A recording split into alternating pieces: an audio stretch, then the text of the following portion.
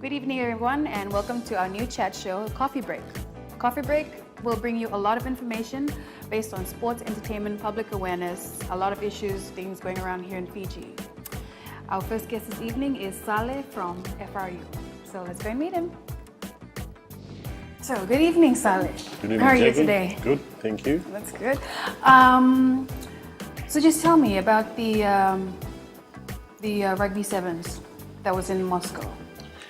Okay, well, our men's and women's team both took part in that. Our men's team finished third, our women's team came ninth. So I guess with our men's team, we were a little bit disappointing. They went in there to win the World Cup. There were 23 other teams that were there, all trying to win the World Cup. And finishing third, I think, for us was a bit disappointing.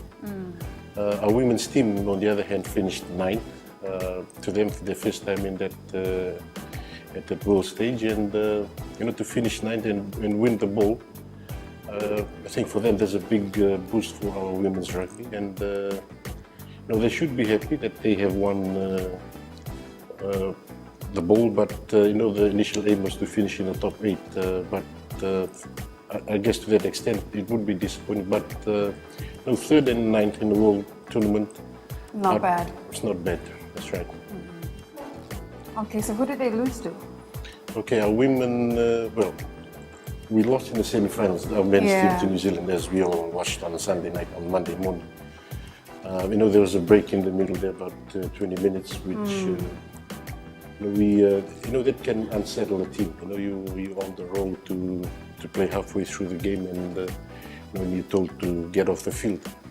But on the other hand, the other team also has to go through that. So, we lost to a very strong New Zealand side who has just won the RB series in the season 2012 and 13. And, we've beaten them before. We've beaten them about 3 times on the series, but we just didn't function on the day. We had to come third on the tournament. So, I mean, based on their performance, what do you think? Well, there's a lot of factors that come into play when preparing a team. The coaches have to be prepared as well, and the players. We selected a very good team. The 12 players that went, I thought, were probably the best 12 that we could ever pick in Fiji. But we still didn't. Well, we still didn't play well, and that happens. In a rugby game, you win some, you lose some. This being the World Cup, we're still 3 years away from the Olympic Games. We have to keep in mind. Yeah, that's right. Yeah. So the Olympic Games, that changes a lot of things. Other big nations would be looking to Fiji for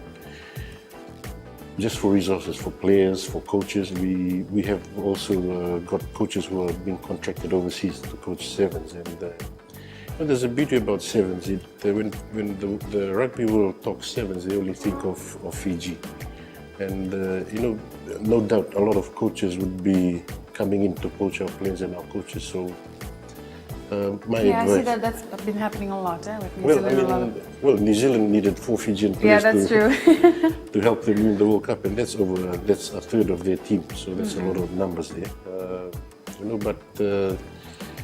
They're Fijians first is for boys that play for New Zealand, but when they put on that black jersey, I think that they're representing the nation that they play for.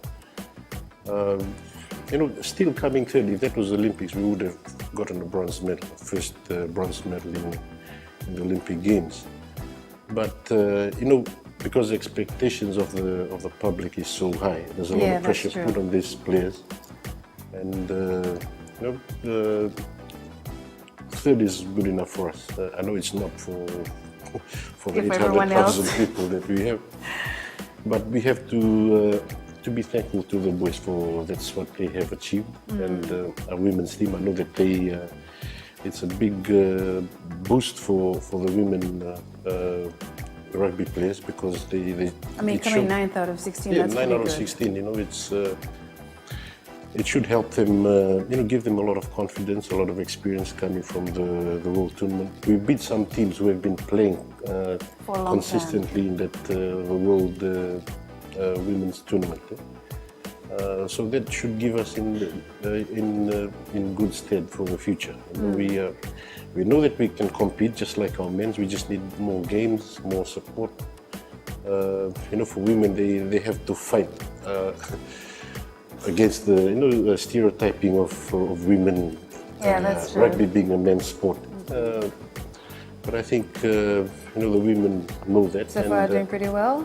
Well, I mean, coming 19 World Cup. What's the plan for them now? Well, the thing is, for the men's team, we've got enough sevens tournament that should prepare our Oh yeah, there's one players. coming up now, eh? Yeah. In November. Well, we start again the next series series, in November. That starts again in the Gold Coast. So the sevens now is almost 7 months of the year, 8 months of the year. You know, we're just finishing now, which is July. And a few months down the road, we start again on the first leg. So, there's no rest for these guys. And we have to understand that when our players get into that environment, the amount of pressure that's put on them, they're in a new country, the crowd is there, and we did not see any of that in Moscow. But, Yeah. we just have to be careful. We've won 2 World Cup sevens title before, and they were both in Hong Kong. But why can't we be consistent? Why can't we win this one? I mean, well, it comes down to the coach, to the environment, to the players. New Zealand being the most consistent team in the series, they won 10 times the RB series. New Zealand, South Africa, Samoa, and Fiji are the only teams to have won series. Apart from the whole 13 years, New Zealand have won 10. And so that shows a lot of that they're probably the most consistent team in the sevens. New Zealand, yeah, New Zealand. It all goes down to their development programs, to how the players are coached. development programs. Yeah. Oh, okay, that's right. You're a development officer. So Yeah. I mean, manager. So like, what are they doing that we could maybe improve on here? Well, we're basically doing the same thing as they are. We've got our Kachi tournament, which is for the primary schools. We've got our Dean's tournament for the secondary schools. So, and these are probably the only 2 tournaments that our kids get to take part in. And I think we can create a lot more tournaments for our kids to play. Kids just want to play rugby. Yeah. They don't care if they're Much for rules or anything. Yeah. And there's also a challenge for us is our lack of facilities. We don't have enough grounds. And maybe funding. Eh? Yeah, it all comes down to just finding the grounds and also the quality of our grounds that can probably assist in how we develop our players. Because when we take a Fijian player overseas, they perform very well. But I guess we just need to bring that environment here so we can develop our players here and at least have a lot more players to choose from. And another thing is probably our coach education programs that we run to our coaches. That's a big one of our core jobs in my unit is to try and educate the coaches. And you guys have been doing, from what I heard, a lot of coaching clinics around Fiji. How's that going? We are getting to places. The thing is, when we leave those places, whether these coaches are putting into practice what we have taught them, and to have a level 2 RB coaching certificate. Yeah, that's true. Because I've heard that a lot of them don't. Well, have 3, yeah? I mean, it goes up to 3, level 3, but with level 2 there's a lot of work that's involved. You have to record 6 games and 12 training sessions in your diary. And the certificates that you get is it's worldwide. You can go and coach in China or in America, and it'll be the same qualification that they go through as well. So there's a big opportunity there for our coaches, our players, and if we can, lift the level of all our coaches. You know, our players can probably lift as well. Yeah, that's true. Yeah. Okay. Thank you, Saleh, for joining us this evening. We're just going to take a short break now, and don't go away.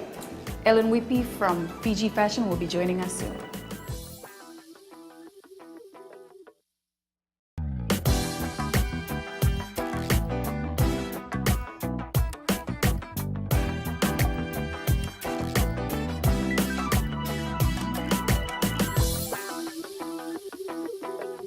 Welcome back to Coffee Break. And we have with us here is Ellen Whippy Knight from Fiji Fashion Week.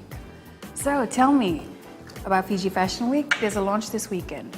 Yes, there is indeed. It's unbelievable. It's our 6th year, and every year we have a launch so that we can let the public know what to expect on that week, which is the 1st to the 5th of October 2013. And it's just going to be a really big night with a major sponsor, of course, is MHCC. Okay. So, I mean, how's it going so far? Is there a lot of really designers? Well. Yeah, it's going very well. As I said, in our 6th year now, we know a lot more now than we did know in the past. I guess the thing is that it's become more popular. We've got a real brand going on. We've got to thank our sponsors for that, of course. And talking about designers, we've got them coming out of our ears, which shows how popular the show actually is. So we've actually reached our maximums for each show, and we have we open up with the Echoes of the Pacific show, which is sponsored by Vodafone. That's on the Thursday night, and then on the Friday night is the Emerging Designers, which is sponsored by Kukai, and on Saturday night is sponsored by Oceanic, and that's the Established Designers show. About 15 in each show, and we would have had about 20 odd people applying for each of those nights. So, in all, it seems to be quite a success story for us. Tell me more about Thursday night. You said Echoes of the Pacific. Yeah. Echoes of the Pacific is a night where we showcase all designers who actually focus on cultural wear. But it's not cultural wear as you see it. It's, the modern look. Pretty much how we do the Crest Chicken Suri Chan. Oh yeah, I saw that. And the Crest Chicken Sawa Knees competition. So how did that go? Oh, just fabulous. It's it's right out there. The objective of all of that is to take fashion to the actual grassroots level, so that it's not seen as just a high-end, unaffordable for the ordinary person on the street. Because basically, what fashion is about, it's as long as human beings are around, they'll always need clothes, and fashion will always be there, and therefore, we're taking advantage of that. Okay. I also heard about the Masters Designers show. Yeah. That's a new thing for us, the Master Designers show. We wanted to do this for a long time, to focus on people who are designers who do exceptionally well, who are consistent in performance. And this is going to be part of the show in October? That's right. So during the launch, we have our launch, and then we have a Master Designers show, and we've got about 11 people, 11 designers on that show. And also what it serves as, it shows, it gives you a bit of a sneak preview on what they're going to do for Fashion Week, which I said is in October. So obviously those people who are in the Master Designers show will show at Fashion Week. And we hope that everybody tries really hard so that every year they can be in that. So who are some of the designers? You've got the pretty obvious ones. Asia Conrote, who won the won the Established Designer of the Year last year. Asia Conrote, Robert Kennedy. Yeah, it's pretty obvious. Most of them have won some kind of award. And they're the few that are selected because they're very active in the fashion industry. They're in retail, they have their shops, they have regular shows. That would be Elaine Taylor and Zelda Thomas, who have a label called Exotica. And there's Lana Smith, who won Established Designer of the Year in 2010. Rachel Fairfax. There is Andrew Powell, of course, who closes the show. He won the show last year, right? Yes, he did. He won Emerging Designer as well as Designer of the Year. And he'll be showing his capsule collection, which is a collection he's designing for MHCC exclusively. And that'll be launched at the Master Designer Show. So there's a number there. Jean Ragg, who comes from the days of the Red Cross Society fashion shows, and Jean was actually the first person who designed a tapa dress. Really? A dress made out of tapa. And that was all those years ago. I think you would have been a baby then. It was in the 1970s or 1980s, in that period, late 70s, early 80s. So I've encouraged her to come back onto the scene again. She did really well last year. And so she's back in there with Master Designers. Are you coming to the show? Yes, I will. That's good. Hopefully. So tell me, I heard, are you still working with the younger kids on, designing workshops? We're really proud to say that our Fashion Council has been very active, and we're now in discussions with USP to deliver a fashion and design course next year. APTC, who's one of our sponsors through the hairdressing school, is developing a in-house course, and that is mostly focused on adults in the workplace. So that apparently will be out in February. We're pretty much involved with that. On Monday, I'm going out to Tailevu North Secondary School to talk to the students, to the home economics students. Yeah. We've got the awards on, so a couple of designers and I are going to drive all the way there and all the way back. But it's something and they're going to be really excited about it. Yeah, because we have the Quest Chickens children's show and the secondary students show, and that again is designed to take this fashion to the grassroots level. So it's not just for anybody, older people, it's for everybody. And is this something that just started this year, or have you been? No. Our children's show started in 2009, because Fiji Fashion Week started in 2008, and our children's show started in 2009, and we had 60 people there in the audience. A year later, we went to sort of like about double that. That's 2010. 2011, we had about 200 people. Last year, we had about 500 people there, 450 to about 500. This year, I expect, out of 700 seats, I expect that to be almost at maximum, which is, 95%. And who are the designers for the show? For the children's show, very hard to, I can't remember who they all are, but, they're people that live in Singapore, some people from overseas, which are Fijian expats. And for the secondary schools, we get students from all the different schools, Secondary school students that are involved. Secondary schools that come into the secondary school show. So that's always really exciting, and we need to work on those kids because, as I said, fashion's not just for, it's for everybody. We encourage these kids because we want to get them to take it on as a career.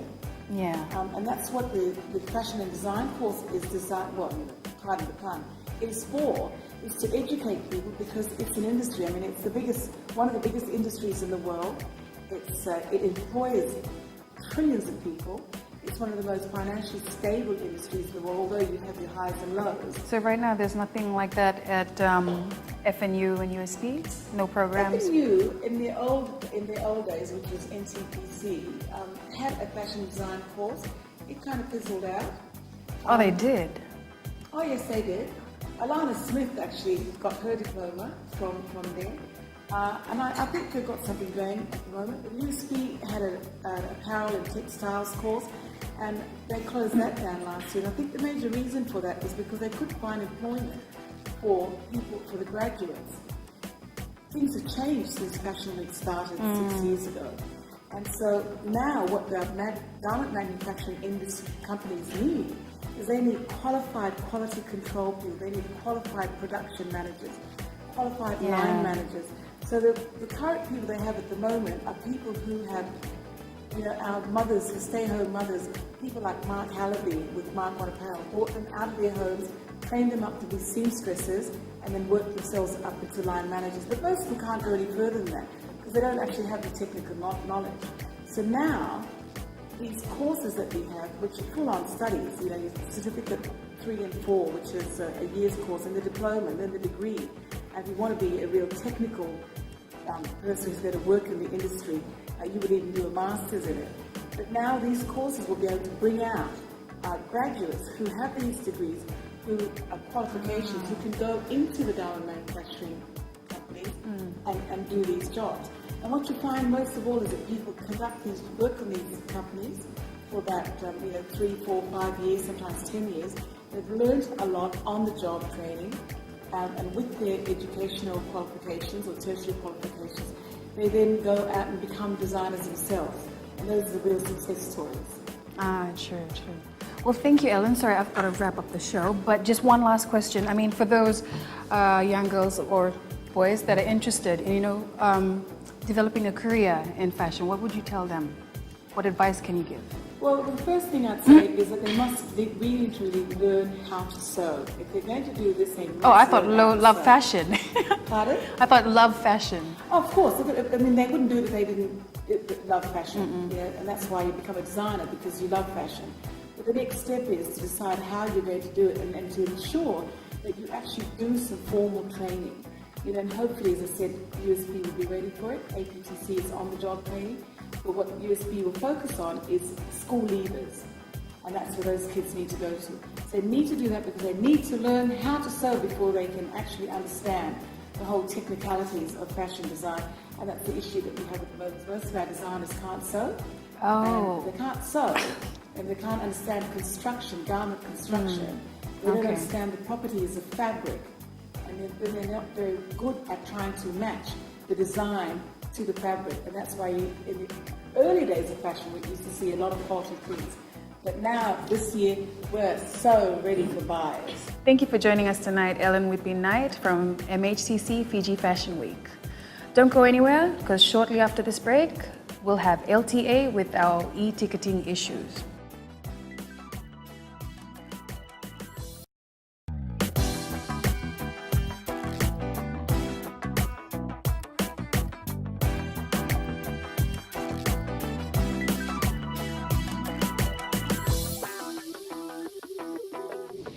Welcome back to Coffee Break.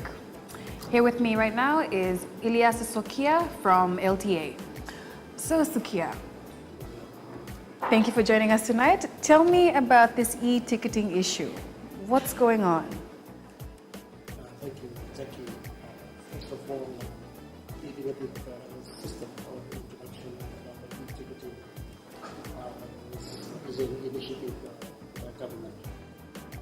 It's been long overdue, and it's an issue also that came about because the issue of delivery within the bus industry.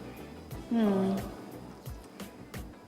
system, in fact, is a correct way of actually capturing the right or the correct revenue for bus operators right through after the day of operation.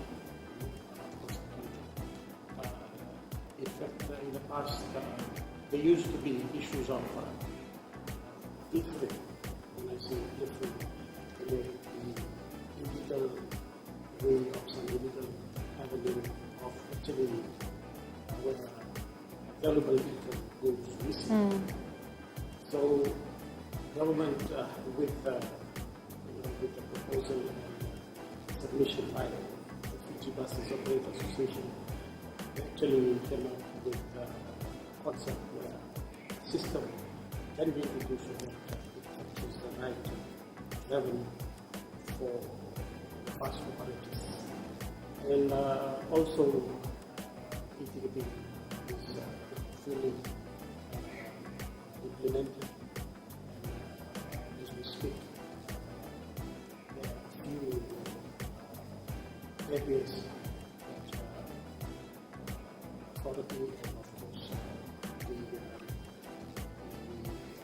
stakeholders currently looking into it in terms of opening up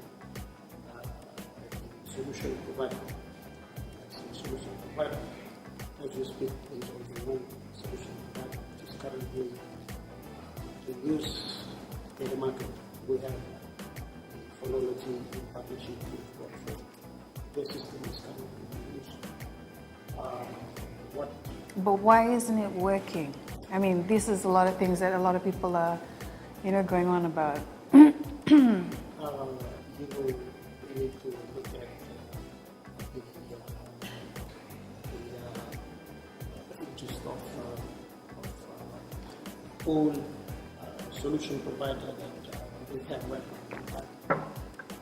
That is why government has extended this period where we can have more solution providers entering the e-market e-ticketing system for fair and healthy competition. With phonology right now, there are other genuine solution providers who are out there trying to compete in the e-ticketing market that we have. So that is the current stand that we have right now. Authority is coming from. So the solution providers, I mean, that's phonology right now. We have phonology issue with Watford as the front end and back end solution. What is effective now, still now, is for us to open up the market,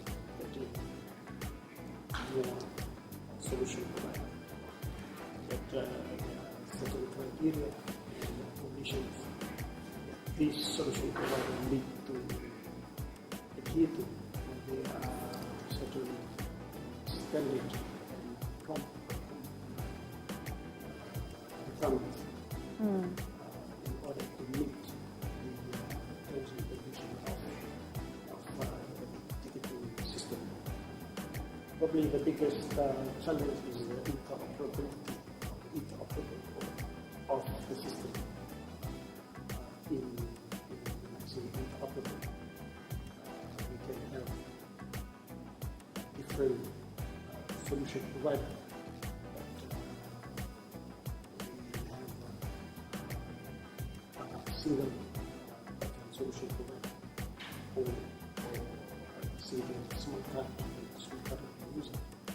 The interoperability of the card means that I can use a single card on a solution provider X, the same solution provider Y, the solution provider F. The interoperable and the integration of this card is what we want because of various choices. Probably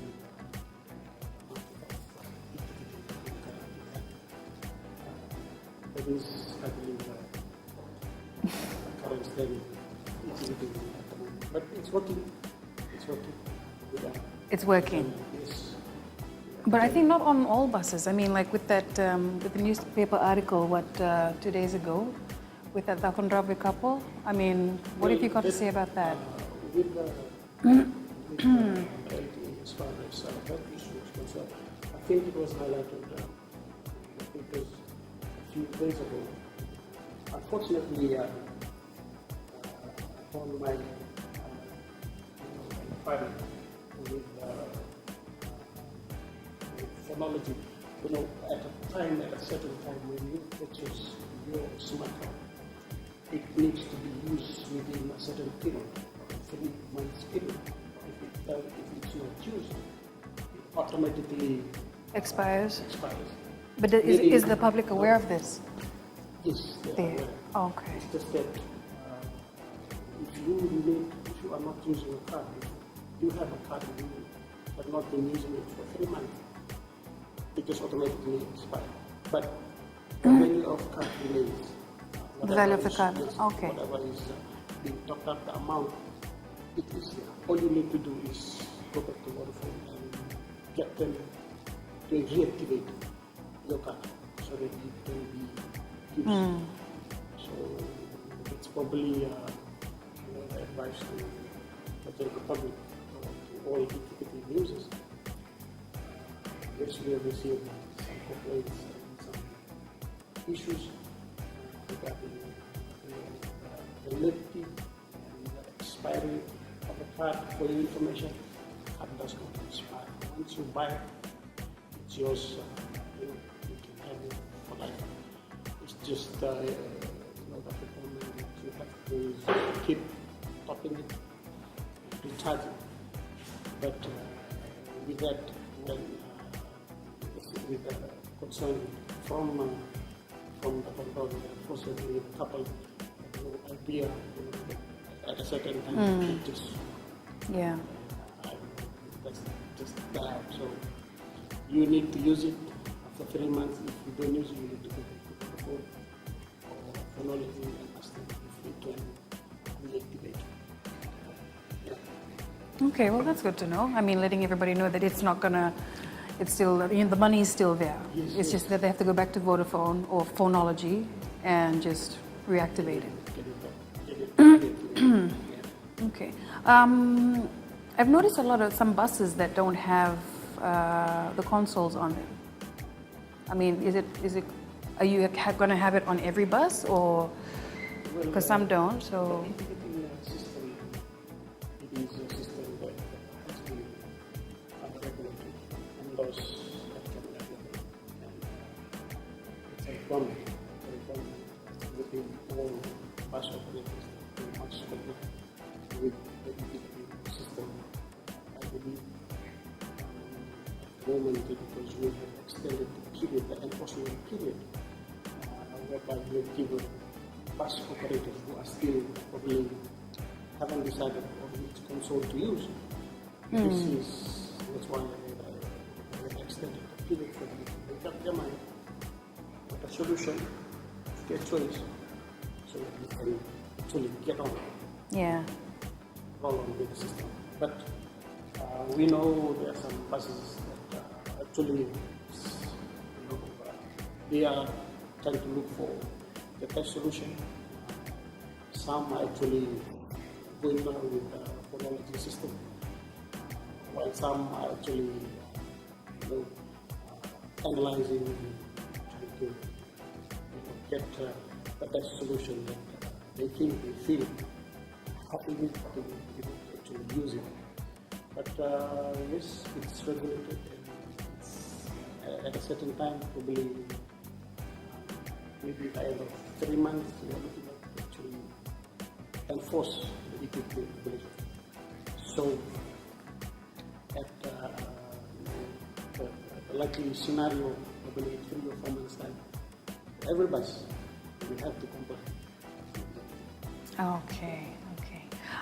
Sorry, we have to just wrap up because we've just run out of time. But I just wanted to ask you one quick question. July is Road Safety Month, right? So, I mean, quickly, like, just what are the things that LTA has in plan? This is very significant event. Every year, the Road Safety Awareness Campaign that we normally do every year. And this is just to create awareness on road safety. This is another move that is initiated also as part of the collective effort of the government in partnership with the United Nations. They have declared 2011 to 2020 as a decade of road safety. So we have incorporated the government's plan and our initiative to work in partnership with them in order to minimize or control road fatality. We have best current death toll right now in Fiji, standing at 41. That is our current best fatality rate that we have in the last 25 years. The intention of this campaign is to try and maintain better and just not for this year but beyond. That is our intention. We need to create more awareness in terms of responsibility. We are not here to be responsible of road safety, but it's everyone's responsibility. True. You know, you use road, either you are a pedestrian or a passenger or a driver, everyone has their own responsibility.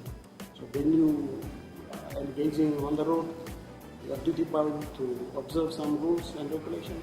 You are duty bound to know the do's and don'ts of, of traveling on the road, in the bus, even in a private vehicle.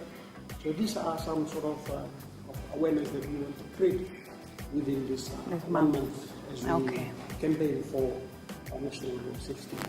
Oh, that's good. Thank you, Sukia, for joining me this evening. For everyone at home, sorry, but it's time to wrap up the show. So join me next week for another episode of Coffee Break.